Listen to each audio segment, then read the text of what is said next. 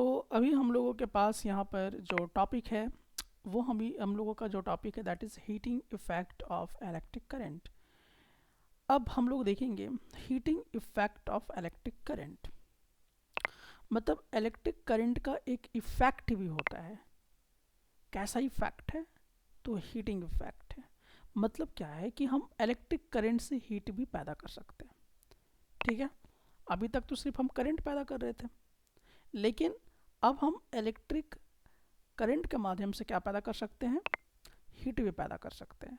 और थोड़ा सा ब्रेन में अगर जोर देंगे तो इलेक्ट्रिक करंट से तो एक करंट मान लीजिए, ठीक है, दूसरा क्या बन रहा था, उससे मैग्नेटिक इफेक्ट भी आता है। कौन सा इफेक्ट आता है? मैग्नेटिक इफेक्ट भी आता है। कौन सा इफेक्ट आता है? मैग्नेटिक इफेक्ट भी, यानी इलेक्ट्रिक करंट से हम मैग्नेट भी बना सकते हैं, जो भी आप पढ़ेंगे नेक्स्ट चैप्टर में। और दूसरी बात हमने क्या देखा कि इलेक्ट्रिक करंट से हम और क्या पैदा कर सकते हैं? हीट भी पैदा कर सकते हैं। तो दो चीज़ें हम लोगों ने समझा कि जो इलेक्ट्रिक करंट होगा उस इलेक्ट्रिक करंट से हम लोग एक क्या पैदा कर सकते हैं? मैग्नेटिक इफेक्ट भी पैदा कर सकते हैं।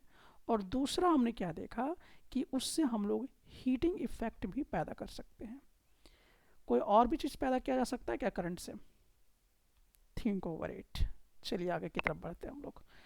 तो जैसा कि मैं कहता हूँ कि welcome to your logical imagination, और इसमें अगर आप करते हैं think logically then score magically. तो थिंक लॉजिकली, स्कोर मैजिकली। तो लॉजिकल वे में समझने का प्रयास करते हैं इसको हम लोग। तो चलिए यहाँ पे सबसे पहले अगर हम बात करते हैं क्या चीज़? Source of electrical energy. Electrical energy का सोर्स क्या होता है? इलेक्ट्रिकल एनर्जी का सोर्स क्या है?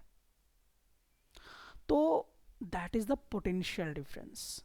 क्या है? Potential difference. ठीक है, तो पोटेंशियल डिफरेंस, जैसे कि इसको समझने के लिए आप लोगों ने मेरे पहला जो लेक्चर है वो तो देख ही लिया होगा। तो यहाँ पर आप देख सकते हैं दैट इज द, इसको आप सेल कह सकते हो। ठीक है, ये आपका सेल है। ठीक है, तो जो बैटरी हो गया, जो सेल हो गया, जनरेट करता है इलेक्ट्रिकल एनर्जी को। ठीक है, कैसे? केमिकल रिएक्शंस के माध्यम से, एंड क्रिएटिंग पोटेंशियल डिफरेंस। क्योंकि आपको अच्छे से मालूम है ये जो सेल है, ये जो बैटरी आप देख रहे हैं, इसके पास क्या होता है? केमिकल एनर्जी होता है। केमिकल एनर्जी किस में कन्वर्ट होता है? इलेक्ट्रिकल एनर्जी में कन्वर्ट होता है। ठीक है, और ये किसके माध्यम से होता है? पोटेंशियल डिफरेंस क्रिएट होता है इसके अंदर में। ठीक है, जिसकी वजह से इलेक्ट्रॉन्स मूव करता है। तो ये बातें मैंने प्रीवियस लेक्चर में, या हम कह सकते हैं कि जो स्टार्टिंग है इलेक्ट्रिक करंट का इंट्रोडक्शन, वहीं पर मैंने इसको काफ़ी डिटेल में क्लियर करके बताया है। हालांकि वीडियो बहुत पुराना है बट ज़्यादा डेप्थ है। चलिए आगे की तरफ बढ़ते हैं हम लोग। This potential difference drives electrons to flow. देखिए ये पॉइंट भी मैंने आपको प्रीवियस लेक्चर में बताया था। ठीक है, कि जैसे कि कोई भी कंडक्टर है, या मान लीजिए कि इसमें इलेक्ट्रॉन्स हैं, तो यही पोटेंशियल डिफरेंस जब होगा तो इलेक्ट्रॉन को दौड़ाने में काम आएगा। इलेक्ट्रॉन को दौड़ाने में काम आएगा क्या? इन अ स्पेसिफिक डायरेक्शन, कोई एक फिक्स डायरेक्शन में इसको क्या करेगा? मूव कराएगा। और जब फिक्स डायरेक्शन में मूव करेगा इलेक्ट्रॉन्स, तो क्या बना लेगा? करंट जनरेट कर लेगा। क्या जनरेट करेगा? करंट। तो चलिए ये एक ओवरऑल इंट्रोडक्शन की तरह है, कोई खास बातें नहीं है, बस हल्का सा ब्रीफ था आपके लिए।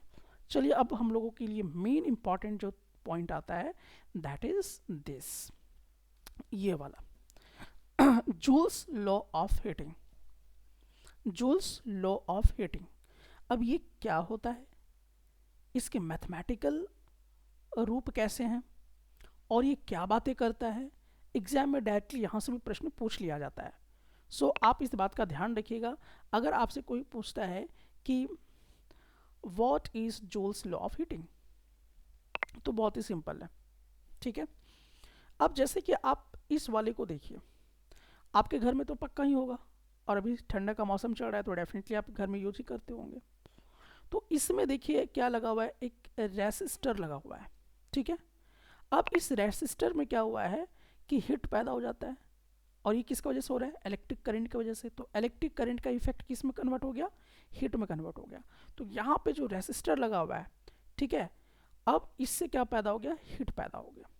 ठीक है, तो the heat produced in a resistor, किसी भी रेसिस्टर में, किसी भी रेसिस्टर में क्या पैदा हो जाए? हीट पैदा हो जाए,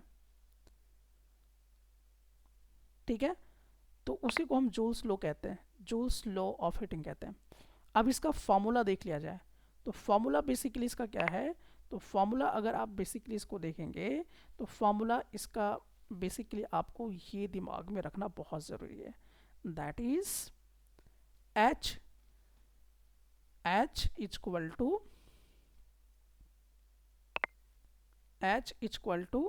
what, I square R T. क्या बोलेंगे, H equal to I square R T. ध्यान से समझिएगा, अब इस फॉर्मूला को याद रखना भी बहुत आसान होगा, ठीक है, आपको परेशान नहीं होना है। अब यहाँ पे देखिए कैसे याद रखेंगे, जैसे कि मान लीजिए कि हीट पैदा करने के लिए क्या चाहिए, रेसिस्टर चाहिए। अब रेसिस्टर में क्या होता है, रेसिस्टेंस पैदा होगा, ठीक है, तो यहाँ पे कोई रॉड वगैरह, तो मान लीजिए कि वहाँ पे एक रेसिस्टेंस क्रिएट हो रहा है। अब उसको आप 1 मिनट 2 मिनट 3 मिनट 1 घंटा 2 घंटा इस तरह से, तो आप टाइम क्या हो रहा है, टाइम इसमें थोड़ा सा लगाएंगे, ठीक है, और लगातार उसको आप कहीं इलेक्ट्रिक बोल्ट से क्या कर दिए, करंट लगातार सप्लाई कर रहे हैं। तो लगातार करंट सप्लाई करते जाइए करते जाइए करते जाइए, 1 मिनट 2 मिनट 5 मिनट 10 मिनट जैसे ही होगा, आपका जो रूम हीटर होगा, जो कॉइल हीटर होगा, वो धीरे धीरे क्या हो जाएगा, हीट इफेक्ट देना शुरू करेगा। तो फार्मूला आपको बेसिकली याद हो गया होगा, ठीक है। तो आप इमेजिनेशन करके रखिएगा, इमेजिनेशन कैसे करना है आपको समझ में आ गया कि आपने एक रॉड देखा, ठीक है, मतलब कि मान लीजिए कि रेसिस्टेंस है वो, और उसको कुछ समय के लिए ऑन कर दिया, उसमें इलेक्ट्रिक करंट सप्लाई कर दिया, तो क्या पैदा कर देगा, हीटिंग इफेक्ट पैदा कर देगा, और इसी को हम कहते हैं जूल्स लॉ ऑफ हीटिंग बोलते हैं, ठीक है। मतलब आई स्क्वायर आर टी, तो यहाँ पर आई क्या है, करंट को इंडिकेट कर रहा है, और आर क्या इंडिकेट कर रहा है, रेसिस्टेंस को, और टी क्या इंडिकेट कर रहा है, टाइम को। सो बेसिकली हम लोगों ने क्या देखा कि जो हीट है वो डायरेक्टली प्रोपोर्शनल है किसके, करंट के। क्या मतलब है इसका, heat is directly proportional to I square, heat is directly proportional to I square. इसका मतलब कि जितना करंट बढ़ाओ, जितना करंट बढ़ाओ, हीट इफेक्ट क्या होगा, बढ़ता चला जाएगा, करंट बढ़ेगा, हीट इफेक्ट बढ़ेगा, ठीक है। फिर क्या बोल रहा है कि heating effect is directly proportional to resistance, मतलब रेसिस्टेंस बढ़ेगा तो हीटिंग इफेक्ट भी क्या होगा, बढ़ेगा। इसलिए जो आपका रूम हीटर होता है या जो हीटर वगैरह होता है, उसमें जो होता है आप कभी नोट करना कि उसका रेसिस्टेंस ज़्यादा होता है, रेसिस्टेंस ज़्यादा होगा तो वो धीरे धीरे कॉलिजन बहुत ज़्यादा करेगा, किसके बीच में, इलेक्ट्रॉन्स आपस में बहुत ज़्यादा कॉलिजन करेगा, बहुत मुश्किल से मूव करेगा, तो वो क्या करेगा, मतलब हीट पैदा कर देगा, ठीक है। तो रेसिस्टेंस जितना ज़्यादा होगा, हीट इफेक्ट उतना पैदा होगा। अगर इसमें रेसिस्टेंस बहुत कम कर दीजिएगा तो डेफिनेटली वो तुरंत वायर क्या हो जाएगा, ब्रेक कर जाएगा, तुरंत जल जाएगा, ठीक है। तो इसका रेसिस्टेंस भी क्या होता है, हाई होता है। तो जितना रेसिस्टेंस बढ़ेगा उतना आपको हीटिंग इफेक्ट भी मिलता जाएगा। अब नेक्स्ट हम लोग देखते हैं, that is the heat is directly proportional to the time, यानी कि आप जैसे से धीरे धीरे और लंबा टाइम इसका होता जाएगा, हीटिंग इफेक्ट भी क्या होता जाएगा, उसका बढ़ता जाएगा, ठीक है। तो ये बेसिकली यहाँ पे आप देख रहे हैं कि कोई भी चीज़ डिवाइड में नहीं है, सब सेम है। तो heat is directly proportional to current, heat is directly proportional to resistance, heat is directly proportional to time, यही चल रहा था। तो बेसिकली उम्मीद करता हूँ कि यहाँ तक आप लोगों ने ये समझ लिया होगा कि जूल्स लॉ ऑफ हीटिंग क्या होता है। क्या आप लोगों को समझ में आ गया जूल्स लॉ ऑफ हीटिंग क्या होता है? It's a very simple concept. चलिए, अब यहाँ तक आप लोगों ने ये बातें समझ ली हैं, तो अब हम लोग बढ़ते हैं नेक्स्ट की तरफ, दैट इज़ अब हम लोग आते हैं इधर की तरफ। तो अगला जो हमारे पास अब जो टॉपिक यहाँ पे जो कॉन्सेप्ट नज़र आ रहा है, दैट इज़ एनर्जी कन्वर्जन। क्या हम लोग देखेंगे? एनर्जी कन्वर्जन के बारे में देखेंगे। तो एनर्जी कन्वर्जन क्या होता है, अब थोड़ा इसको समझ लेते हैं हम लोग। तो यहाँ पे चलिए देखते हैं,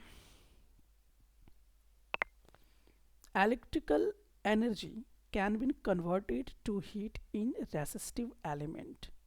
ये बात तो मैं बता ही रहा था, क्योंकि आप इलेक्ट्रिक करंट को किस में कन्वर्ट कर सकते हो? हीट में कन्वर्ट कर सकते हो, ठीक है। तो इलेक्ट्रिकल एनर्जी को कन्वर्ट किया जा सकता है हीट में, लेकिन शर्त इसके लिए क्या है, रेसिस्टिव एलिमेंट चाहिए, मतलब रेसिस्टेंस चाहिए। ठीक है, तो जैसे कि यहाँ पे आप फिगर देख लीजिए, ये एक आपका रेसिस्टर है, रेसिस्टिव एलिमेंट है, और इसमें आप देखिए करंट जो है यहाँ पे दौड़ा रह चुके हैं। अब जैसे जैसे टाइम बीतेगा ऑटोमेटिकली क्या होगा, इसमें हीट इफेक्ट आ जाएगा। ठीक है, चलिए आगे की तरफ बढ़ते हैं। This is useful in devices like electric heater. अभी मैंने बहुत सारे एग्जांपल दिया, इलेक्ट्रिक हीटर में आपको ये देखने को मिलता है, आयरन वगैरह में देखने को मिलेगा। तो जैसे कि आप यहाँ पे इलेक्ट्रिक आयरन देख रहे हैं, तो इलेक्ट्रिक आयरन भी कौन सा कॉन्सेप्ट यूज करता है, हीटिंग इफेक्ट को यूज करता है। ठीक है, तो इलेक्ट्रिक आयरन भी जो है वो हीटिंग, मतलब कि इलेक्ट्रिकल एनर्जी हीट इफेक्ट में कन्वर्ट कर देता है, तो इसका भी रेसिस्टिव एलिमेंट हुआ करता है। ठीक है, चलिए आगे की तरफ बढ़ते हैं अब हम लोग। नेक्स्ट अब हमारे पास क्या आता है, दैट इज पावर इनपुट। क्या होता है, पावर इनपुट। अब हम सर्किट में क्या डालेंगे, पावर डालेंगे। तो पावर डालना बहुत ईजी है, क्योंकि अभी आपको मैंने पढ़ाया है प्रीवियस लेक्चर में, पावर किसको बोलते हैं भाई, तो P इक्वल टू वी आई को बोलते हैं। वोल्टेज और करंट को मल्टीप्लाई करेंगे, that is the power. Ohm's law के अकॉर्डिंग जाएंगे तो ऐसा भी बन जाएगा। अब थोड़ा सा आपका दिमाग हो रहा होगा कंफ्यूज, कैसे कंफ्यूज हो रहा है, थोड़ा सा चेक किया जाए कि भाई V Q T क्या है ये सब चीज़ें। तो थोड़ा सा रिलेट करते हैं हम लोग, कैसे रिलेट करेंगे थोड़ा ध्यान से देखिएगा। पावर क्या होता है, तो पावर इज बेसिकली, चलिए इसका मैं थोड़ा बोर्ड चेंज कर देता हूँ। ठीक है, बोर्ड थोड़ा सा चेंज कर देने से बच्चों को फोकस थोड़ा सा ज़्यादा मिलेगा। कैसा, तो चलिए मैं इसका बोर्ड कर देता हूँ ब्लैक। तो पावर इक्वल टू क्या होता है, पावर इक्वल टू क्या होता है, वोल्टेज इनटू करंट हुआ करता है। क्या होता है, वोल्टेज इनटू करंट।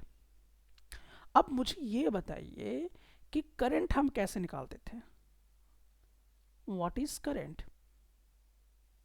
तो आपको याद होगा, ठीक है, the rate at which charge flows, मतलब हर एक सेकंड में जितना चार्ज फ्लो करेगा तो क्या बना देगा, करंट बना देगा। तो अब यहाँ पे देखिए क्या हो गया, पावर इक्वल टू वोल्टेज। ये इलेक्ट्रिक करंट की जगह पे हम क्या पुट कर सकते हैं, Q बाई टी। याद आया, याद आ जाना चाहिए यहाँ तक। तो ये वाला इस तरह से आ जाएगा।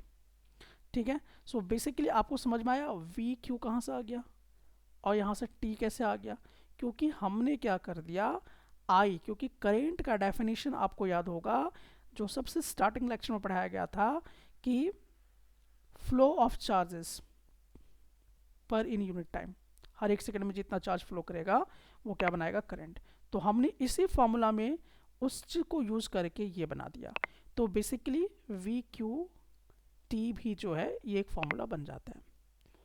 तो ये हमने क्या किया कि किसी भी सर्किट में हमने पावर डाला, तो पावर कितना डाला, V इंटू आई का डाल दिया। So the energy supplied is dissipated as heat. तो जो एनर्जी कंज्यूम करेगा किस रूप में करेगा, हीट के रूप में कन्वर्ट करेगा। तो कैसे करेगा, तो आपको मैंने बताया कि V और I मतलब पावर तो आप डाल ही रहे थे, और टाइम भी बढ़ते जा रहा था, बढ़ते जा रहा था, बढ़ते जा रहा था। ठीक है, तो ये हीट के रूप में कन्वर्ट होना शुरू हो जाएगा।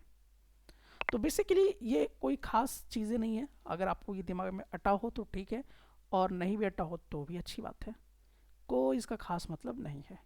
बस मैं ये बताना चाह रहा था, मुझे थोड़ा सा यहाँ रिकॉल कराना था आप लोगों को करंट का डेफिनेशन, तो वो मैंने करा दिया।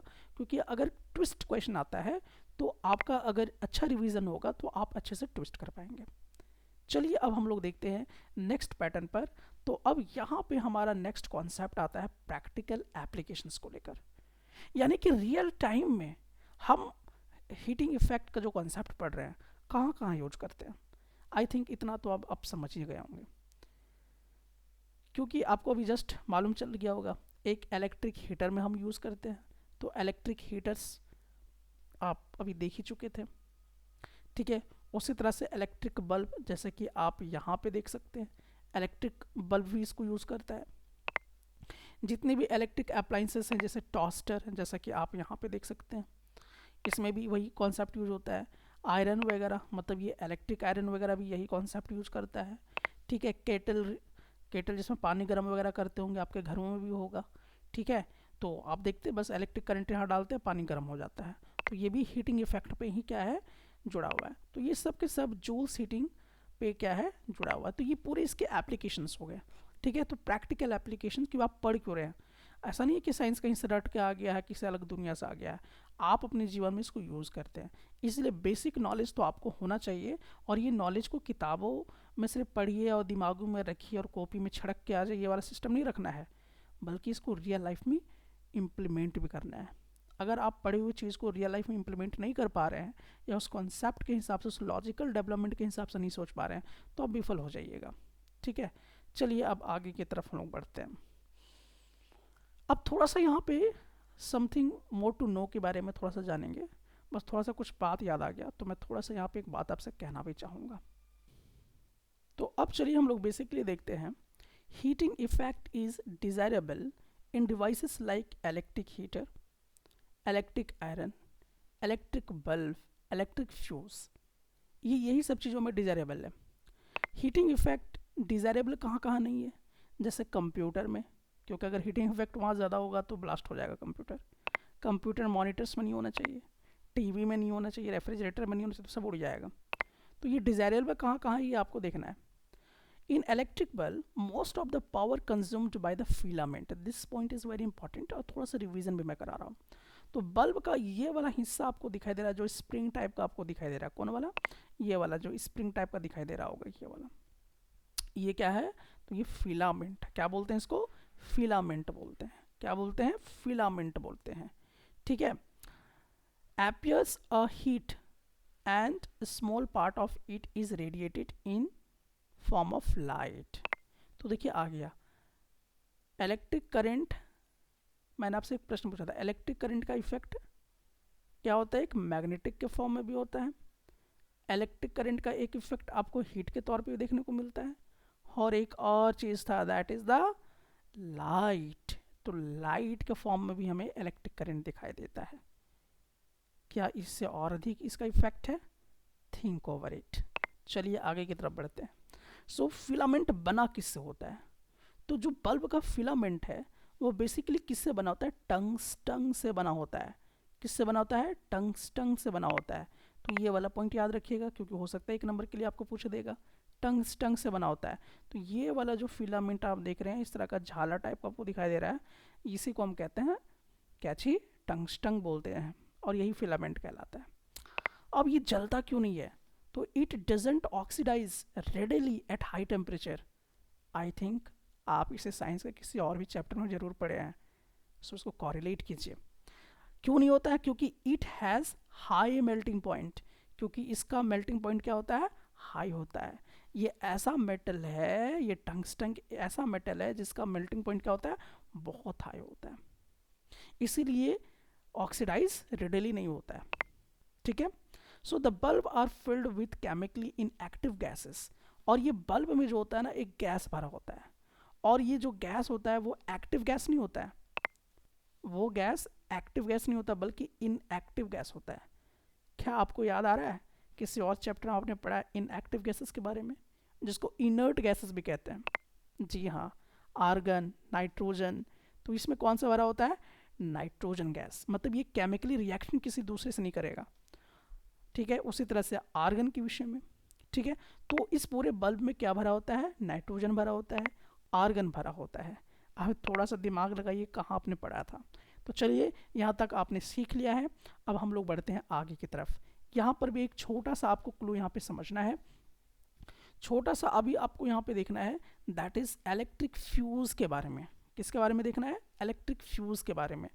अब इलेक्ट्रिक फ्यूज क्या होता है, तो it is safety device that protects our electrical appliances in case of short circuit. देखिए जब आपके घर में शॉर्ट सर्किट हो जाए या ओवरलोडिंग हो जाए, तो उस समय ये फ्यूज बहुत काम आता है, ठीक है। शॉर्ट सर्किट कहने का मतलब क्या हुआ, शॉर्ट सर्किट कहने का मतलब है कि दो तार आपस में ही जल के सट जाएं, तो इसको शॉर्ट सर्किट बोलते हैं। ओवरलोडिंग क्या होता है, कि जैसे कि मान लीजिए बहुत इंडियंस के घरों में क्या होता है, कि जैसे कि ये एक दिया हुआ है सॉकेट, अब इस सॉकेट में ही क्या क्या हुआ है, प्लग है, तो एक और प्लग लगा दिया, इधर से भी चार्जर ठूस दिया, इधर से भी चार्जर ठूस दिया, इधर से भी चार्जर ठूस दिया, मतलब एक ही सॉकेट बॉक्स में पूरा दे दिया, दैट इज़ द ओवरलोडिंग, ठीक है। कहने का मतलब एक और भी हम कह सकते हैं कि जैसे मान लीजिए कि एक सॉकेट लगा हुआ है, अब इससे मोबाइल सिर्फ चार्ज हो सकता है, लेकिन अब बहुत लोग ऐसे होते हैं जो जाके सीधा लगा देते हैं हीटर, तो भाई तो ओवरलोडिंग होगा तो जलेगा ही जलेगा, शॉर्ट सर्किट करेगा ही करेगा। तो ऐसे चीज़ों से पूरा घर का बिजली बर्बाद ना हो जाए, इसके लिए क्या बनाया जाता है, इलेक्ट्रिक फ्यूज़ बनाया जाता है। क्या बनाया जाता है, इलेक्ट्रिक फ्यूज़ बनाया जाता है। ठीक है, नहीं तो हो सकता है कि जो आप मेन वायर से जो लेके आ रहे हैं ना, वही कहीं ना कहीं उड़ा दे, तो यहीं पे कहीं ख़त्म हो जाएगा। तो ये मेन वायर को छेड़छाड़ ना करना पड़े और किसी घर का एक ही जगह पे डिस्टरबेंस हो, इसीलिए इलेक्ट्रिक फ्यूज़ वहीं का उड़ेगा और वहीं तुरंत मरम्मत भी हो जाएगा। और इलेक्ट्रिक फ्यूज़ नहीं होगा तो पूरा घर पे अगर लोड पड़ेगा तो टोटल का टोटल बिजली आपका गायब हो जाएगा। तो ये भी तो डे टू डे लाइफ में हम लोग यूज़ करते हैं। सो ये जो फ्यूज़ है, ये बेसिकली फ्यूज़ बना किससे होता है, ये फ्यूज़ बना किससे होता है, तो ये बना होता है अलॉय से, या तो पूरी तरह से प्योर टीन का बना होता है। ठीक है, कॉपर और टीन का बना होता है। अब ये अलॉय क्या होता है, ये भी आपने कहीं पढ़ा है, रिमाइंड इट। चलिए आगे की तरफ बढ़ते हम लोग। फ्यूज़ जो है ये जनरली हम लोग हमेशा याद रखिएगा, फ्यूज़ को कनेक्ट किस में करते हैं, तो हमेशा सीरीज़ में कनेक्ट करेंगे। अब ये सीरीज़ क्या होता है, आपने पढ़ा है सीरीज़ और पैरेलल क्या होता है। तो जब भी हम फ्यूज़ को कनेक्ट करेंगे तो कैसे कनेक्ट करेंगे, सीरीज़ में कनेक्ट करेंगे और लाइव वायर के साथ करेंगे। लाइव वायर, अब आपके दिमाग में प्रश्न चिन्ह खड़ा हो गया, मतलब डेड वायर नहीं, लाइव वायर। तो बेसिकली फिजिक्स का ये टर्म है। लाइव वायर किसको बोलते हैं, तो तीन तरह का वायर आपको दिखाई देगा। तो देखते होंगे कि एक वायर में एक रेड कलर का दिख रहा है, एक ग्रीन कलर का, एक ब्लैक कलर का। तो जो रेड कलर का वायर आपको दिखाई देता है आपके घरों में, इसको हम क्या बोलते हैं, लाइव वायर बोलते हैं। और जो ब्लैक कलर का दिखाई देता है इसको क्या बोलते हैं, न्यूट्रल। क्या बोलते हैं, न्यूट्रल। और जो ग्रीन कलर का आपको दिखाई देता है दैट इज़ द अर्थिंग। ये यही जो बिजली कड़कती है ना उससे बचाने के काम में आता है, इसको अर्थिंग कहा जाता है। ठीक है, तो तीन तरह का वायर होता है, रेड, ठीक है, रेड वाला लाइव वायर को दिखाता है, और ब्लैक कलर का वाला क्या दिखाता है, न्यूट्रल को दिखाता है, और ग्रीन कलर किसको दिखाता है, अर्थिंग को दिखाता है। ठीक है, तो अगर आपको अपने टीवी को सुरक्षित रखना है जिस दिन बरसात का समय आता है, तो भाई घर में आपको अर्थिंग का पोजीशन लगा लेना है, नहीं तो बिजली कड़केगी, कई टीवी बर्बाद होंगी, कई फ्रिज बर्बाद हो जाएंगे, कई कैमरे बर्बाद हो जाएंगे। एक छोटा सा प्रॉब्लम्स को सॉल्व करने का बस यही तरीका है। ठीक है, चलिए आगे की तरफ बढ़ते हैं। सो बेसिकली आपने देखा कि जो फ्यूज़ होता है उसको हम किस में कनेक्ट करते हैं, सीरीज़ में कनेक्ट किया करते हैं। ठीक है, fuse has low melting point. अब यहाँ पे ध्यान रखना है, फ्यूज़ का हाई मेल्टिंग पॉइंट नहीं होगा।